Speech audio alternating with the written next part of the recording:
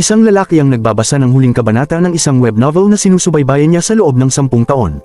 Ilang minuto lang ang lumipas, habang nakasakay siya sa tren pauwi, biglang lumitaw ang isang misteryosong nilalang at inanunsyo na kailangang kumpletuhin ng lahat ang mga nakamamatay na pagsubok upang mabuhay. Sa matinding gulat, napagtanto niya na nagiging realidad ang nobela. Ang nobela ay pinamagatang 3 Ways to Survive the Apocalypse at dati itong napakasikat sa Korea. Pagkatapos ng 10 taon at mahigit 1,000 kabanata, isa na lamang ang natitirang mambabasa, si Doc Ja. Sinimulan niyang basahin ang kwentong ito noong nasa middle school pa siya at ipinagpatuloy hanggang sa pagtanda. Sa nobela, ang pangunahing tauhang si Yong Hyuk ay nakikipaglaban sa matitinding pagsubok habang papalapit ang ganap na pagbagsak ng mundo. Isa-isang namamatay ang kanyang mga kasama, ngunit patuloy siyang nagpapalakas. Malaking inspirasyon kay Doc Ja ang kwentong ito at nakatulong ito sa kanya upang malimpasan ang mahihirap na taon niya sa high school kung saan palagi siyang binubuli.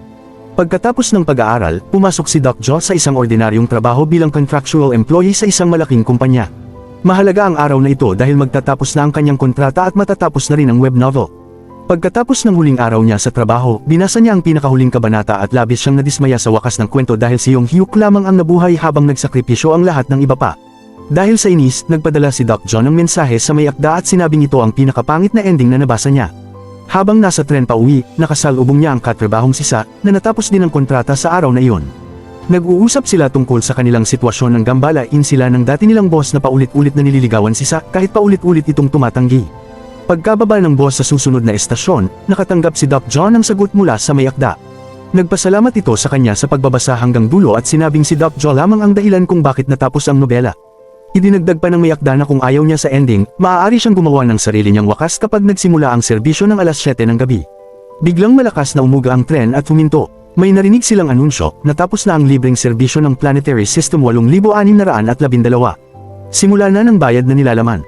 Tiningnan ni Doc Ja ang kanyang cellphone at eksaktong alas 7 nga ng gabi.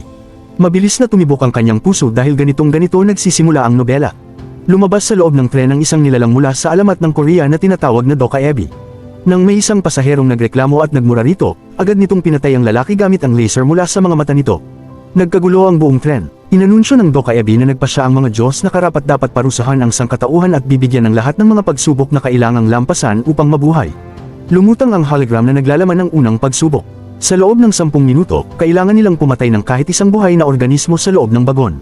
Ang magtatagumpay ay makatatanggap ng 300 barya, at ang mabibigo ay mamamatay. Sinabi rin nito na may makapangyarihang mga nilalang na tinatawag na constellations na nanunood sa kanila mula sa kalawakan. Sa labas ng tulay, nakahinto ang lahat ng sasakyan at tila tumigil ang buong paligid. Nang magsimula ang 10 minutong countdown, napansin ng mga pasahero na wala ng signal ang kanilang mga cellphone. Unti-unting nawala ng katinuan ng mga tao at nagsimulang mag-away at magsakitan. May mga nagtulungan laban sa mahihinang pasahero. Isang takot na babae ang nagtangkang tumakas sa kabilang bagon ngunit hinarangan siya ng isang hindi nakikitang puwersa. Nang tumingin si Doc Ja sa kabilang bagon, natulala siya nang makita si Yong Hyuk sa gitna ng mga tao. Sa sandaling iyon, lubos niyang naunawaan na ang mga pangyayari sa nobela ay tunay nang nagaganap, at dahil nabasa niya ang kwento hanggang dulo, alam niya kung ano ang susunod na mangyayari. Biglang lumitaw ang isang higanting halimaw sa ilog sa ibaba at malakas nitong binangga ang tren kaya tumilapon ang lahat ng pasahero patungo sa kisame. May naalala si Doc Ja mula sa nobela. Nakasaad sa mga patakaran na kailangan lamang nilang pumatay ng anumang buhay na organismo, hindi kinakailangang tao. May batang pasahero sa bagon na may dalang ant farm. Kinuha iyon ni Doc Ja at dinala kay Sa. Binigyan niya ito ng ilang langgam at sinubukang ipaliwanag ang solusyon sa mga natatarantang pasahero, ngunit walang nakinig dahil abala ang lahat sa pag-aaway. Nang durugan ni Doc Ja ang isang langgam, lumitaw ang hologram na nagsasabing nakatanggap siya ng mga barya. Doon lamang siya pinansin ng mga tao. Ipinaliwanag niyang maaari silang mabuhay gamit ang mga langgam, ngunit kulang ang bilang nito para sa lahat. Habang muling nagkakagulo ang mga tao, biglang inagaw ng dati nilang boss ang ant farm mula kay Doc Ja. Pinalibutan ng desperadong mga pasahero ang boss at nagagawan sa lalagyan.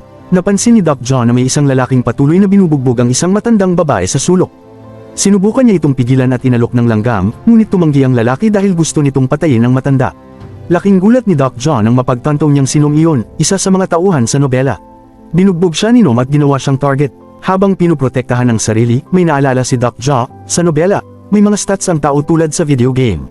Ginamit niya ang 300 baryang nakuha niya upang dagdagan ang kanyang lakas at buong lakas niyang sinuntok si Nom. Tumilapon si Nom sa kabilang dulo ng bagon, ngunit gumamit si Nom ng espesyal na kakayahang Grimdark Awaken at muling nanaig kay Doc Ja. Sa gitna ng kaguluhan, nabitawan ng mga tao ang ant farm at bamulong sa sahig ang isang tubo na puno ng itlog ng langgam. Sinira iyon ni Doc Ja at nakatanggap ng napakaraming barya. Agad niyang ginastos ang 3,000 para sa stamina at 3,000 para sa agility. Dahil dito, bumilis at lumakas siya. Iniwasan niya ang lahat ng suntok ni Nom at malakas itong pinabagsak. Nakiusap si Nom na huwag na siyang patayin at humingi ng isang langgam upang mabuhay, ngunit malamig na tumanggi si Doc Joe. Muli pang tinangkang saktan ni Nom ang matandang babae kaya tumayo si Doc Joe bilang panangga. Nilagyan niya ng langgam ang kamay ng matanda at pinadurog ito bago matapos ang oras. Inanunsyo ng sistema na tapos na ang unang yugto at agad na namatay ang lahat ng nabigo. Sa kasamaang palad, nakatakas ang huling langgam mula sa kamay ng matandang babae kaya namatay rin siya kahit sinubukan siyang iligtas ni Doc Joe. Muling lumitaw ang Dokaebi at binati ang 17 taong nakapasa sa unang yugto. Ngayon ay tatanggap sila ng mga regalo mula sa mga constellation bilang gantimpala sa kanilang naging pagganap. Naalala ni Doc Joe na ang mga constellation ay makapangyarihang nilalang na nanunood mula sa kalawakan at itinuturing na libangan ang paghihirap ng mga tao. Bawat pasahero ay nakatanggap ng listahan ng mga constellation na gustong maging sponsor nila. Maaari silang pumili ng isa, ngunit ang pagtanggap ng sponsorship ay nangangahulugang magkakaroon sila ng utang na kailangang bayaran balang araw. Pinili ni Doc Joe na tanggihan muna ang lahat ng alok. Biglang tumigilid ang tren dahil sinusubukan ng halimaw sa ilog na hilahin ito pababa sa tubig. Isang dating sundalo ang desperadong sinusubukang buksan ng pinto gamit ang kanyang mga kamay. Nakilala siya ni Doc Joe bilang si Yan Song, isang mahalagang tauhan sa nobela. Habang unti-unting sumasayad sa tubig ang tren, itinuro ni Doc Joe kay Yan Song kung paano gamitin ang espesyal na kakayahan. Ginamit ni Yan Song ang kanyang super strength at nabuksan niya ang bakal na pinto na parabang papel lamang ito. Mabilis na umakyat palabas ng lumulubog na bagon ng mga nakaligtas, ngunit napansin ni Doc Joe na naiwan pa sa loob ang batang si Gilyong na umiyak dahil nasira ang kanyang ant farm. Humingi ng paumanhin si Doc Joe at iniligtas ang bata. Habang mabilis silang tumatakbo sa tulay, inanunsyo ng sistema ang bagong yugto. Kailangan nilang makatawid sa tulay upang mabuhay. Sinira ng halimaw ang malaking bahagi ng tulay at lumikha ng napakalaking pagitan bago muling sumisid sa ilog. Upang mas pahirapan ang pagsubok, ibinagsak ng Dokaebi ang isang bagon sa tulay at ginawang parang mga zombie ang mga pasaherong namatay upang habulin ang mga buhay. Sinubukan ni Doc Joe at Yan Song na labanan ang mga umaatake, ngunit nalampasan sila ng dami ng kalaban. Sa kritikal na sandaling iyon, nagising ang espesyal na kakayahan ni Sa at nakalikha siya ng pansamantalang tulay na gawa sa enerhiya. Tumakbo roon ang mga nakaligtas upang makatakas. Binalaan ni Doc Joe ang lahat na malapit ng kumalat ang nakal-alasong gas kaya kailangan nilang makapunta agad sa ilalim ng lupa. Nais niyang magtungo sa pinakamalapit na estasyon ng subway, ngunit may naalala siyang kakilakilabot mula sa nobela, doon namatay si Yong Hyuk habang nakikipaglaban sa isang makapangyarihang dragon. Ginamit ni Yong Hyuk ang kakayahang bumalik sa simula ng kwento, ngunit namatay ang lahat ng iba pang nasa estasyon. Kung nais nilang mabuhay, kailangan nilang panatilihing buhay si Yong Hyuk upang hindi niya i-reset ang lahat. Habang iniisip ito ni Doc Joe, mahusay na pinapatumba ni Yong Hyuk ang mga umaatake gamit ang espada at baril. Lumapit si Yong Hyuk kay Doc Joe at tinanong kung paano nagbago ang mga pangyayari gayong hindi dapat namatay ng ganoon kaaga si Nom. Ikinwento ni Doc Joe ang mangyayari sa estasyon at nagpanggap na mayroon siyang kakayahang makita ang hinaharap. Hinawakan siya ni Yong Hyuk sa kwelyo at ibinitin sa gilid ng tulay habang hinihingi ang paraan upang talunin ang dragon. Hindi alam ni Doc Joe ang isasagot. Sinabi ni Yong Hyuk na magkita sila sa estasyon kung nais niyang makipagtulungan, sa kanya basta ibinagsak si Doc Joe sa ilog. Agad siyang nilamon ng higanting halimaw at napunta sa loob ng tiyan nito.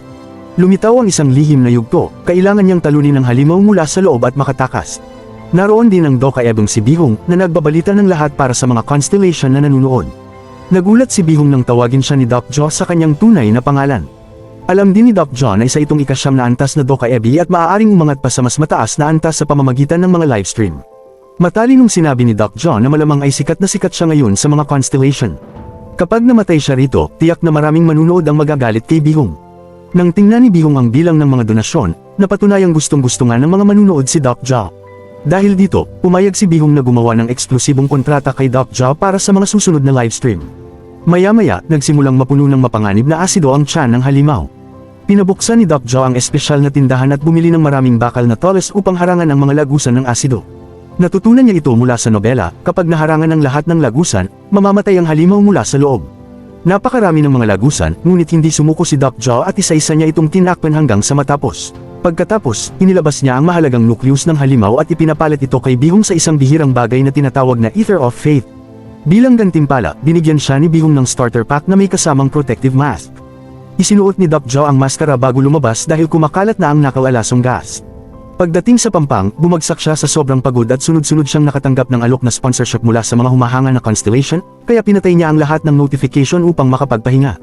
Pagkaraan, dumaan si Doc Joe sa isang convenience store upang kumuha ng pagkain at natagpuan niya roon ang ilang bangkay. Dalawang babae na ang namatay at ang ikatlo ay halos hindi na humihinga. Biglang nabasag ang bintana ng tindahan nang pumasok ang isang higanteng mantis monster. Binuhat ni Doc Joe ang babaeng halos mamamatay na at mabilis siyang tumakbo palayo sa kalye. Agresibong hinabol sila ng nilalang at winasak ang lahat ng madaanan nito. Nakalusot si Doc Joe sa pasukan ng estasyon ng subway at naibaba ang security gate bago bumangga rito ang halimaw at maharangan sa labas. Sa pasilyo ng estasyon, may lumitaw na grupo ng mga siga. Nagulat sila nang makitang buhay pa ang babaeng si Haiwon. Naalala ni Doc Joe ang eksenang ito mula sa nobela. Ang mga lalaking iyon ang dating nanakit kay Haiwon. Gumastos siya ng 1,500 barya upang dagdagan ang kanyang lakas at pinagsusuntok ang mga ito upang protektahan siya. Ginamit ng leader ang kanyang espesyal na kakayahan, ngunit madaling naiwasan ni Doc Joe ang lahat ng pag-atake nito dahil sa kanyang pinalakas na kakayahan. Dahil dito, natakot at agad umalis ang mga siga. Naroon din sa estasyon ng grupo mula sa tren. Ipinaliwanag ni Sa na si Ino ay isang kongresista na namumuno sa mga nakaligtas. Kinukumbinsi niya ang malalakas na manlalaro na manghuli ng mga halimaw para sa mga barya at ibahagi ang mga ito sa mga residente. Samantala, nagkaroon ng espesyal na kakayahan ng batang si Gilyong na makipag-usap at makipagkaibigan sa mga insekto. Tinanong ni Doc Joe si Yong Hyuk, ngunit wala ito sa estasyon. Naisip niya na maaaring nagbago na ang kwento dahil sa kanyang mga ginawa. Ilang lalaki ang nagpaalala sa lahat na kailangan nilang magbayad ng survival fee sa loob ng 3 oras. Sinisingil ito ng malalakas na manlalaro kapalit ng proteksyon hanggang sa mapatay ang halimaw sa lagusan. May ilang desperadong lumabas upang manghuli ng mga halimaw para sa pambayad, ngunit may mga namatay agad dahil wala silang maibayad. Pinalibutan ng mga tao si Doc Joe at humingi ng bahagi ng kanyang mga barya dahil alam nilang marami siya nito. Nang tanungin niya kung sino ang nagsabi tungkol sa kanyang mga barya, inamin ni Ino na siya iyon. Akala raw niya ay mayaman si Doc Joe dahil nakita niyang malalakas ang kakayahan nito. Humingi ng paumanhin si Ino at nakiusap na tulungan ng mga desperadong residente, ngunit naalala ni Doc Joe na masamang tao si Ino sa nobela. Ipinagbili nito ang sarili sa mga constellation at tuluyang naging halimaw. Dahil dito, tumanggi si Doc Joe na bigyan siya ng kahit ano. Nagalit ang mga tao at naging agresibo. Upang mapakalma sila, sinabi ni Doc Joe na tutulungan niya sila sa ibang paraan. Sa halip na magbigay ng pera, tatapusin niya ang yugto sa pamamagitan ng pagpatay sa halimaw sa lagusan. Gumawa siya ng sandata mula sa mga bakal na kalat sa paligid at bumaba ang kanyang grupo sa madilim na lagusan. Ikinwento ni Haiwon na pinapatay ng mga siga ang mga tao upang nakawin ang kanilang mga barya at dinadala ang mga bangkay sa estasyon habang nagpapanggap na nakuha nila ang mga barya sa pangangaso ng halimaw. Alam ni Doc Joe mula sa nobela na dapat ay namatay na si Haiwon sa convenience store, kaya malinaw na nabago na niya ang takbo ng kwento. Napakadilim ng lagusan kaya tinawag ni Gilyong ang napakaraming alitaptap upang maliwanagan ang paligid. Hindi nagtagal, sumulpat mula sa dilim ang maraming halimaw at nagsimula ang mabangis na labanan. Mabilis na pinabagsak ng karamihan sa grupo ang mga umaataking nilalang gamit ang kanilang mga sandata. Napansin ni Doc Joe na ang espesyal na kakayahan ni Sa ay ang paglabas ng malagkit na sapot, kaya ginamit niya ito upang itali at pigilan ang mga halimaw. Sa kasamaang palad, nahuli ng huling natitirang halimaw si Sa at kinaladkad siya palayo sa kadiliman. Desperadong hinabol siya ng grupo at natagpuan si Sa na nakabalot sa sapot sa dulo ng lagusan. Lumabas ang hologram at ipinakilala ang lugar bilang dambana ng daga sa ilalim ng lupa. Kailangan nilang patayin ang Warden of the Dark upang matapos ang yugto. Lumitaw ang isang mas malaki at mas malakas na halimaw. Unang sumugod si Doc Joe. Naiwasan niya ang mga galami nito at malakas niya itong hinampas ng kanyang sandata. Ngunit may hindi nakikitang puwersang hamarang sa pag-atake at itinapon siya palayo. Sumunod si Yansong at tumama ang kanyang malalakas na suntok, dahilan upang tumalon ang halimaw sa kisame. Pagkatapos, ginamit ng halimaw ang kakayahang illusory prison, isang kapangyarihang kumukulong hindi lamang sa katawan kundi pati sa isip. Ang sinumang mahuli rito ay mapipilitang paulit-ulit na maranasan ang kanilang pinakakakilay-kilabot na alaala hanggang sa tuluyang mabaliw. Nahuli si Haiwon ng kakayahang ito at nakita niyang muli ang masakit na alaala ng mabiktima sila ni Ino at ng kanyang mga tauhan. Sa kabutihang palad, naialis siya ni Doc Joe sa ilusyon bago pa mahuli ang lahat. Agad siyang tumakbo upang iligtas si Gilyong bago pa ito madamay sa lumalawak na epekto ng kakayahan. Sa kasamaang palad, nahuli si Yansong ng illusory prison at nagsimulang makita ang pinakamasasakit niyang alaala noong nasa hukbo pa siya. Desperadong sinubukan ni Doc Joe na iligtas siya, ngunit hinarang ng hindi nakikitang puwersa ang kanyang pag-atake. Dahil sa lakas ng tama, may ilang kumikinang na bato na nalaglag mula sa kisame. Biglang umungal ang halimaw at tumawag pa ng mas maraming kampon. Tinawag ni Doc Joe si Bihong upang buksan ang item shop at bumili ng White Star Pure Energy, ngunit kulang siya ng eksaktong 1,000 barya. Samantala, matapang na nilabanan ni Haiwon ang maliliit na halimaw. Sa isang malaking talon, nakasampa siya sa likod ng boss monster. Ginaya ni Doc Joe ang kanyang pagtalon at mabilis na pinatay ang mga halimaw hanggang sa makuha niya ang kulang na barya. Isinaksak niya ang White Star Energy sa kanyang improvisadong sandata at nagkaroon nito ng isang beses na critical hit. Ginamit niya ang parehong teknik ni Haiwon at buong lakas na hinampas ang likod ng boss monster hanggang sa tuluyan itong mapatay. Tumakas sa takot ang mga natitirang halimaw at nawala ang epekto ng ilusyon. Nakalaya rin si Yansong mula sa kanyang bangungot. Naalala ni Doc John na palaging inuusig si Yan Song ng konsensya dahil hindi niya nailigtas ang kanyang mga kasamahan sa hukbo. Bilang gantimpala sa pagtatapos ng mahirap na misyon, nakatanggap sila ng mga kayamanan. Si Haiwon ay nakakuha ng 2 maikling espada, si Yan Song ay nakakuha ng makapangyarihang gauntlet, si Gilyong ay nakakuha ng helmet na nagpapalakas ng kanyang kakayahang makipag-usap sa mga insekto. Si Sa ay nakakuha ng misteryosong balabal, si Doc Jo ay nakakuha ng mukhang sirang espada, hindi alam ng iba na ang espadang iyon ay tinatawag na Broken Faith. Kapag nakahanap siya ng Ether of Faith, magiging kumpleto at napakalakas nito. Nagtanong si Gilyong tungkol sa mga kumikinang na batong nahulog kanina. Ipinaliwanag ni Doc John na kapag kinain ang mga iyon, mapapasok ang isip sa estado ng illusory prison. Hindi pa tapos ang yugto ng estasyon dahil may isa pang halimaw na dapat talunin, at ang halimaw na iyon ay si Ino mismo.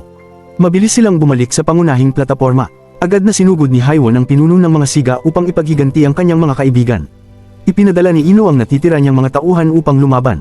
Sa sandaling iyon, nakatanggap si Haiwon ng bagong kakayahan mula sa isang constellation sponsor. Sa loob lamang ng ilang segundo, napatumba niya ang lahat ng tauhan ni Ino. Napilitan si Ino na lumaban ng personal. Sinuntok niya ang konkretong haligi upang ipakita ang kanyang lakas at naging parang halimaw ang kanyang braso. Kahit ganoon, nakipagsabayan si Haiwon at naitulak siya patungo sa riles ng tren. Nang malapit nang tapusin ni Haiwon si Ino, bigla siyang pinigilan ng ibang residente ng estasyon.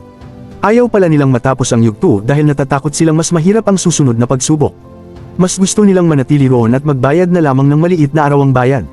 Inamin pa nilang umaasa silang mamamatay sina Doc Jo sa lagusan upang makuha nila ang mga barya ng grupo.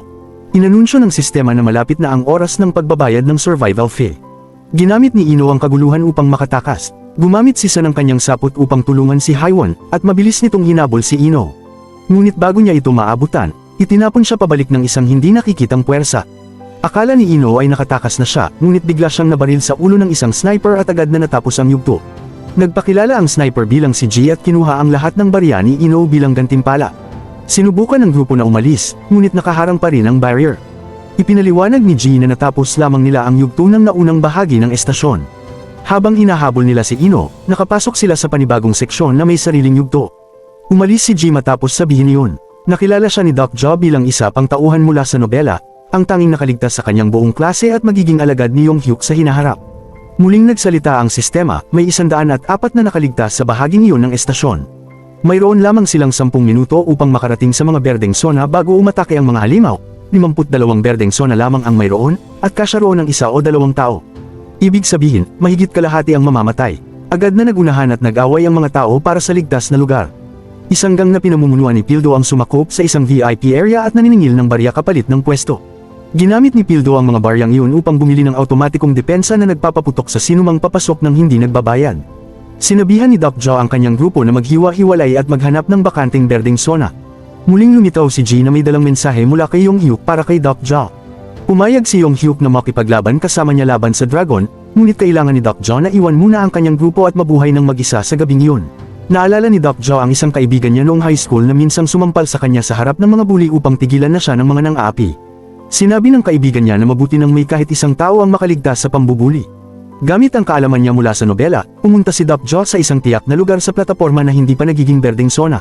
Lumabas si Bihong at inanunsyo na may ilang berdeng zona na mawawala at lilito sa ibang lugar upang dagdagan ang tensyon at aliwan. Biglang naging berdeng zona ang mismong ilalim ni Doc Jo. Sinabi niya sa kanyang grupo na kailangan nilang lumaban sa ibang tao upang mabuhay ngayong gabi. Ngunit ibang desisyon ang ginawa ni Haiwon. Pinili niyang labanan ng mga halimaw kaysa makipaglaban sa kapwa-tao para sa ligtas na pwesto. Nang matapos ang 10 minutong oras, lumitaw ang mga halimaw sa estasyon at inatake ang lahat ng wala sa berdeng zona.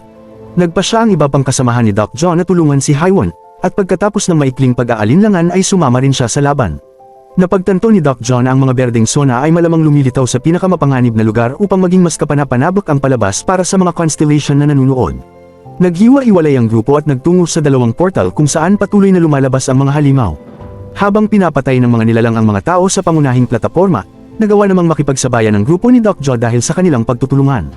Laking gulat niya nang makita si Yong Hyuk na naghihintay sa tabi ng isa sa mga portal at tahimik lamang na pinapanood siyang lumalaban habang pinuprotektahan si Gilyong. 2 tao lamang ang kasya sa berdeng zona roon at okupado na ni Yong Hyuk ang isang pwesto. Sinabi niyang sasama lamang siya sa pakikipaglaban kung iiwan ni Doc Jo ang bata. Sa kabilang portal, nakahanap naman ang iba nilang kasama ng berdeng zona na kasya sa 3 tao kaya nakaligtas sila. Tumanggi si Doc Jo na iwan si Gilyong. Iniwan niya ang bata sa berdeng zona kasama si Yong Hyuk at tumakbo palayo upang siya ang habulin ng mga halimaw. Nang mapabagsak siya ng mga ito, mabilis niyang kinain ng isa sa mga kumikinang na batong itinago niya. Napunta siya sa estado ng illusory prison na nagligtas sa kanya mula sa pisikal na pag-atake ng mga halimaw. Ngunit dahil dito, muli niyang naranasan ng alaala noong pinilit siyang makipag-away sa kanyang matalik na kaibigan upang mapasaya ang mga bully. Nanalo si Doc Joe sa laban na iyon at kalaunan ay nalaman niyang nagpakamatay ang kanyang kaibigan dahil sa matinding guilt at trauma. Mula noon ay daladala na niya ang pagsisisi. Kinamuhian niya ang wakas ng nobela dahil isinakripisyo ni Yong Hyuk ang ibang tao upang mabuhay. Nais ni Doc Joe ang wakas kung saan mabubuhay ang bayani kasama ang mga mahal niya sa buhay. Biglang pumasok si Yong Hyuk sa ilusyon gamit ang espesyal nitong kakayahan. Sinabi niyang dapat ay nilabanan ni Doc Joe ang mga bully at hindi ang kanyang kaibigan. Inamin ni Yong Hyuk na dati rin siyang naniniwala sa mga tao, ngunit matapos ang napakaraming laban ay natutunan niyang palaging nagtataksil ang mga tao. Paggising ni Doc Joe kinaumagahan, nalaman niyang dinala siya ng kanyang mga kasama sa isang pribadong silid habang wala siyang malay. Magdamag nilang nilabanan ng mga halimaw upang protektahan ang kanyang katawan, at malubhang nasugatan si Yansong. Napuno ng pangamba si Doc Joe nang maalala niyang ito ang araw na dapat labanan ni Yansong ang dragon sa nobela. Upang mabago ang kwento at mailigtas si Yansong, kailangan niyang siya ang mamatay kapalit nito. Muling nagsalita ang sistema at inanunsyo na 57 na lamang ang natitirang buhay. Ipinaalam ni Bihong na galit ang mga constellation dahil may mga taong nagtulungan sa halip na magpatayan para sa berdeng sona. Bilang parusa, iisa na lamang ang berdeng sonang lilito ngayong araw, at kung sino ang naroon kapag natapos ang oras ay siya lamang ang mabubuhay. Lumabas ang berdeng sona sa ilalim ni Pildo, at hindi man lamang ito mukhang nag-aalala dahil tiwala siyang kaya niyang ipagtanggol ang pwesto. Sinabi ni Doc Joe kay G na may plano siya at humingi ng tulong, ngunit malamig itong tumanggi. Upang mapaisip si G, binanggit ni Doc Joe na pinatay nito ang sarili nitong mga kaklase upang makaligtas sa unang yugto. Napaiyak si G, ngunit umalis pa rin siya nang hindi tumutulong. Tinawag ni Doc Joe si Bihong, at masiglang sinabi nito na gustong-gusto ng mga constellation ang kwento ni Doc Joe at napakarami nilang ipinapadalang donasyon. Hiniling ni Doc Joe na gawing mga barya ang lahat ng donasyon. Pagkatapos ay nilapitan niya si Pildo at tinalok itong upahan sa loob ng isang araw kapalit ng lahat ng kanyang barya. Tinanggap ni Pildo ang kasunduan at ibinigay ang kumikislap na berdeng sona kay Doc Joe. Agad itong pinaghahampas ni Doc Joe gamit ang espada. Sinubukan siyang pigilan ng mga tao dahil inakala nilang nababaliw na siya, ngunit naunawaan ni G ang plano at binaril din niya ang berdeng sona gamit ang kanyang sniper rifle. Tuluyang nawasak ang berdeng sona at wala nang natirang ligtas na lugar. Ipinaliwanag ni Doc Joe na kung wala sanang berdeng sona mula pa sa simula, nagtulungan sana ang mga tao laban sa mga halimaw at mas marami sana ang mabubuhay. Inilipat niya kay Pildo ang 100,000 barya bilang kabayaran at hiniling na protektahan nito ang lahat ng tao sa estasyon. Pinapasok ni Pildo ng libre ang lahat sa kanyang VIP area at inilabas ang mga makabagong sandatang binili niya noon para sa kanyang security system. Nang bumuhos ang mga halimaw mula sa mga portal, pinaulanan sila ni Pildo ng bala. Hindi nagtagal, nagkaroon ng tambak ng bangkay ng mga halimaw sa harap ng portal. Ang ilang nakaligtas sa putok ay agad namang pinabagsak ni na Doc Joe, Sa, at Haiwan sa kanilang pagtutulungan. Biglang bumukas ang lupa at lumitaw ang isang napakalaking dragon. Huminga ito ng apoy at agad na pinatay ang ilang tao. Gamit ang espada at baril, mahusay na nilabanan ni Yong Hyuk ang dragon at ilang beses itong nasugatan. Hindi natuwa ang mga constellation dahil masyadong malakas si Yong Hyuk, kaya tinaasan nila ang hirap ng yugto. Nabasag na parang salamin ng buong estasyon at lumitaw itong lumulutang sa kalawakan. Ang katawan ng dragon ay naging parang bakal at halos hindi na masugatan. Hindi ito bahagi ng orihinal na nobela. Sinubukan ni Yong Hyuk na salakayin ito, ngunit nabasag ang kanyang espada. Naglabas siya ng panibagong espada at muling sumugod, ngunit ganoon din ang nangyari. Nanaig ang dragon at tinuhag siya gamit ang sarili niyang sandata, ngunit patuloy pa rin siyang lumalaban. Binuksan ni Doc Joe ang kanyang starter kit at nilunok ang isang item na nagbibigay protection laban sa apoy ng dragon. Gumamit si Sa ng kanyang sapot upang hilahin si Yong Hyuk palayo sa dragon, at si Doc Joe naman ang humarap dito. Paulit-ulit siyang pinabagsak ng dragon, ngunit walang epekto sa kanya ang apoy dahil sa item na kanyang nilunok. Habang abala ang dragon kay Doc Joe, biglang sumugod ang isang napakalaking insektong halimaw at ibinagsak ito. Dahil isa itong insekto, na-control ito ni Gilyong gamit ang kanyang kakayahan. Ngunit nararamdaman din niya ang sakit na natatanggap ng halimaw. Masyadong malakas ang dragon at malubhang nasaktan ng insektong halimaw, kaya nanganganib ding mamatay si Gilyong dahil sa koneksyon nila. Ayaw nang mawalan ni Yansong ng isa pang kaibigan kaya sumugod siya sa laban. Sa sandaling iyon, nagising ang kanyang nakatagong kakayahan. Ang kanyang gauntlet ay naging isang napakalaking kalasag na nakahadlang sa mga pag-atake ng dragon. Umangat ang lupa at pansamantalang ikinulong ang dragon. Gumawa si Sa ng tulay na sapot para kay Haiwan. Tumalon si Haiwan sa likod ng dragon at ilang beses itong hiniwa. Sinira ni Yansong ang pader ng bato at itinulak pabagsak ang dragon habang sinubukan ni Doc Joe na saksakin ito sa mahalagang bahagi. Ngunit nakalipad ang dragon patungo sa kalawakan at nakaiwas sa kanilang pag-atake. Ipinakita ng isang alaala ang tunay nilang plano. Kailangan nilang saksakin ang core ng dragon upang mapatay ito, ngunit mamamatay rin ang gagawa nito. Ang gantimpala sa misyon ay isang espesyal na bagay na kayang bumuhay ng isang taong namatay. Muling ginamit ni Sa ang kanyang sapot upang itali ang dragon habang tumalon si Dokja upang saksakin ito sa dibdib. Hindi tumagos ang espada sa matitigas nitong kaliskis. Mula sa kanyang pwesto, binaril ni Ji ang dibdib ng dragon at nakagawa ng bitak sa baluti nito, ngunit bago pa matapos ni Dokja ang pag-atake, itinulak siya ng dragon palayo. Agad na nagsara ang sugat sa dibdib ng dragon at nawala ng pag-asa ang buong grupo. Biglang natapos ni Yong-hyuk ang pagpatay sa natitirang maliliit na halimaw at muli niyang hinarap ang dragon ng may panibagong determinasyon. Matapos ang ilang matitinding palitan ng suntok at espada, nagawa niyang butisin ang core ng dragon. Nilamon ng apoy ang kanilang dalawa. Tulad ng nangyari sa orihinal na nobela, bumagsak sa lupa ang nagliliyab na katawan ni Yong-hyuk at nag-activate ang kanyang regression skill upang bumalik siya sa nakaraan. Napanood ni Doc John ang may matinding panghihina ang unti-unting pagkawala ng mga tao sa paligid niya na parabang binubura sila ng mundo. Akala niya ay tapos na ang lahat. Sa mismong sandaling iyon, nakatanggap siya ng nakakagulat na abiso. Tinanggap ng mayakda ang kanyang trade request sa market at ipinadala sa kanya ang Ether of Faith.